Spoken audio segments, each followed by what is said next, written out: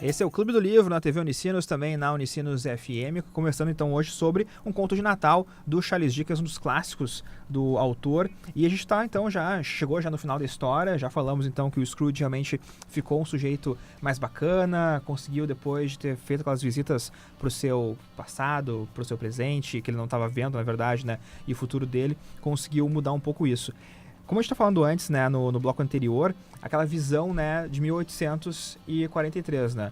Eu acho muito curioso o Dickens conseguir colocar isso também, né? O lance do que o Natal estava meio que perdendo também um pouco a sua mensagem, que deveria ser uma mensagem de confraternização. E como a Camila falou antes também, né? Se for pensar hoje em dia como está, né, o mundo, mas eu acho interessante o Charles Dickens ter conseguido fazer isso já em 1843. Falando um pouco sobre como o Natal perde o sentido dependendo do que tu faz com ele, né? Do que tu faz com a data. Então, acho que... do que tu faz com a data. Acho que aí matou a charada. Acho que a gente é que tem que entender que não precisa ser uma data comercial. Como eu disse no início, não precisa ser uma data... pode ser uma data de encontro, uma data positiva nesse sentido. Acho que é a gente quem faz, entendeu? Porque tem muita propaganda, querem... nos colocar água lá abaixo, tem que dar presente. Não precisa, eu acho que você que faz isso da melhor forma, como lhe parecer melhor. E porque o que importa mesmo é a confraternização da data. Eu acho que isso que é mais bonito, né? E uma outra imagem que eu fiquei bem... achei curiosa, são aquelas figuras que vão junto com o fantasma, né? São duas figuras que são umas crianças meio estranhas. Ai, sim, que medo disso. Que medo. Que eu quero achar aqui, que foi no final do que ele até disse, né? Não dê ouvidos a elas, né? As duas crianças. Deixa eu ver aqui, achei. Eu não sei. São os filhos do homem, respondeu o fantasma, olhando para elas. Sem nem descrever essas pessoas. Eles se prendem a mim porque têm medo dos pais. O menino é a ignorância e a menina a necessidade. Cuidado com os dois, mas principalmente com o garoto, pois em sua testa estará sempre escrita a palavra perdição, a menos que alguém resolva apagá-la. Negue-a, gritou o espírito, apontando para a cidade. Não a aceite nunca. Se fingir que a aceita por algum motivo, mesmo pensando em seus próprios interesses, tornará as coisas ainda piores e aguarde então o castigo. Ignorância, então, né, que ele está falando, né, sobre essa ignorância que ele traz junto com ele, com o fantasma. O Scrooge observa que tem duas... Ele não sabe se é uma garra ou se é uma mão que acompanha ali aquele fantasma dentro da roupa dele. E ele tira e são essas duas crianças bem estranhas. Eu achei meio tensa essa parte. A parte do terror. Medo.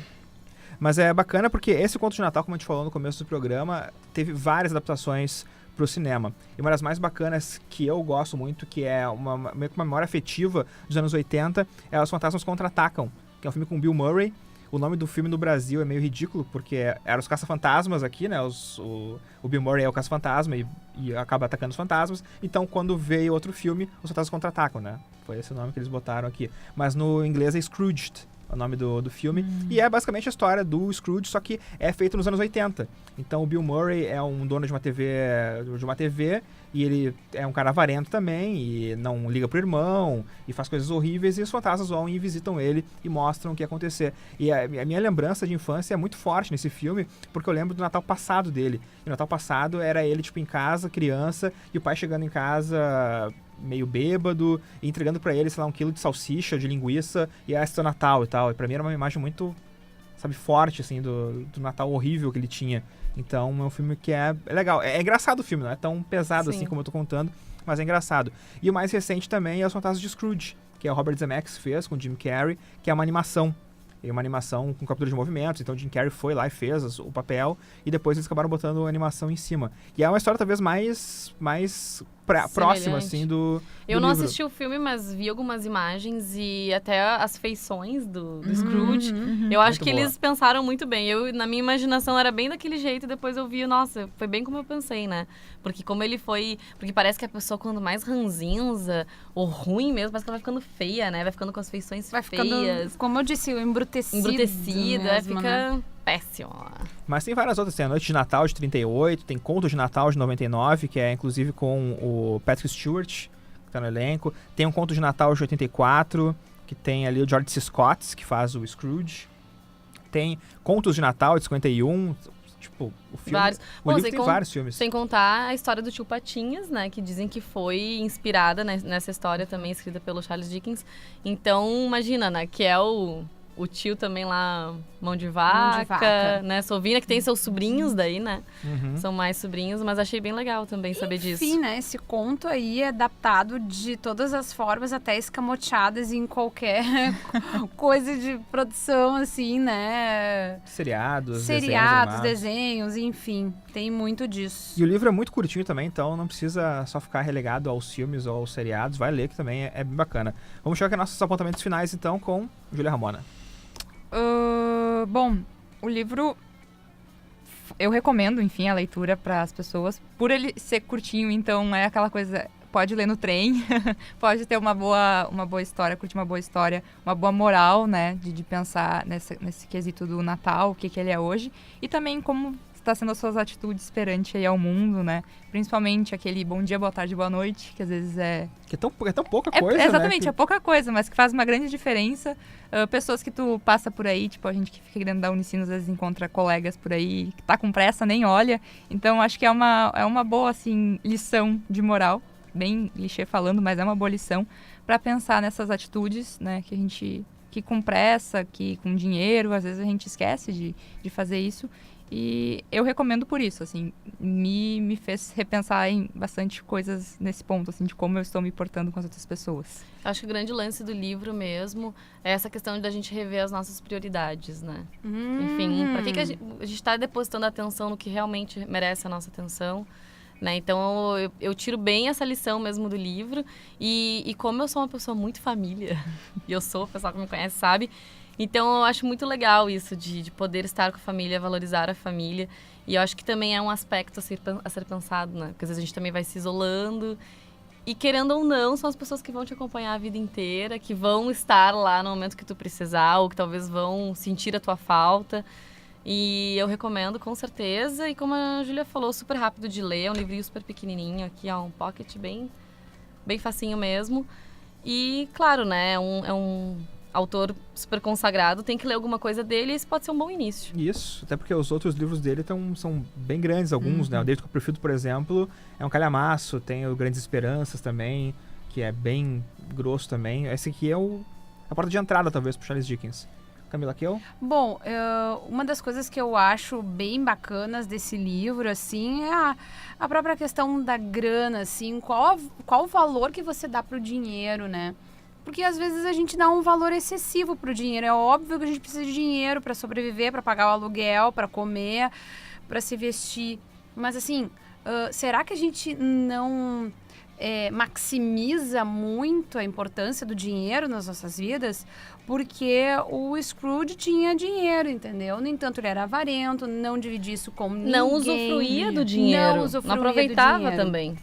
Também tem isso, né? E quando, enfim, se ele morresse naquela situação que ele tava, tipo, pra que teria servido o dinheiro, todo o dinheiro dele? Pra nada. Não ia ser enterrado junto com o dinheiro, né? Eu achei engraçado, tem uma cena que a família dele diz, olha, ele não gasta dinheiro nenhum, não gosta da gente, mas se ele morrer, o dia fica pra nós. E eles dão risada, inclusive, dão risada. né? Então, é pra gente pensar um pouco, né? E eu acho que a nossa sociedade valoriza demais o dinheiro. Eu fico muito impressionada quando eu vejo criança valorizando dinheiro, valorizando ter coisas, ter um celular tal, ter um iPad tal, um iPad tal, né? Mas enfim, eu acho isso muito triste. Eu acho que a gente não pode alimentar esse tipo de coisa nas crianças e, enfim, se nos adultos já é feio, nas crianças muito mais. Então, isso é legal. A coisa do individualismo também, que mostra que, cara, não adianta, né? Tu precisa das pessoas na tua vida, né? Tu precisa ter um contato próximo com as pessoas. Tu precisa ter um contato com tua família, né? Então, acho que isso também é bacana. E eu fiquei pensando um pouco sobre essa possibilidade que ele teve de rever a vida dele, rever o passado, o presente e projetar o futuro. E, de repente, ter a oportunidade de, digamos, começar de novo. Quantas pessoas não gostariam de ter a oportunidade de se redimir com alguém que já foi embora, que já partiu, seja por morte ou seja porque realmente cortou relações com essa pessoa? né? Então, reatar amizades, porque às vezes tem coisas que elas não voltam, e se elas voltam, não do jeito que eram, né? E ele teve essa oportunidade de começar do zero, e pena que a gente não tem totalmente essa oportunidade, né?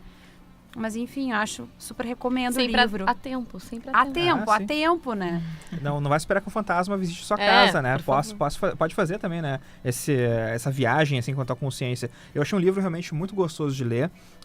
Eu não tinha lido nada do Dickens ainda, então até foi legal a gente poder ter essa oportunidade para ler o livro.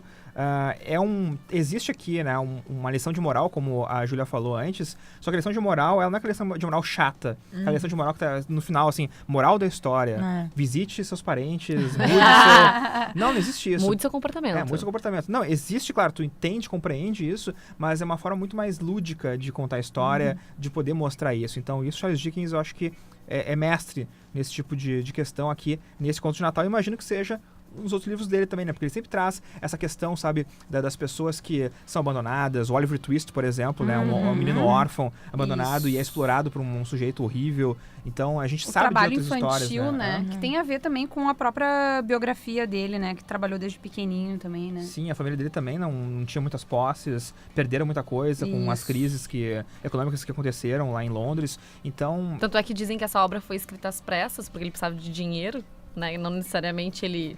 Né? Foi uma obra curtida, talvez, enfim, é o que as pessoas dizem.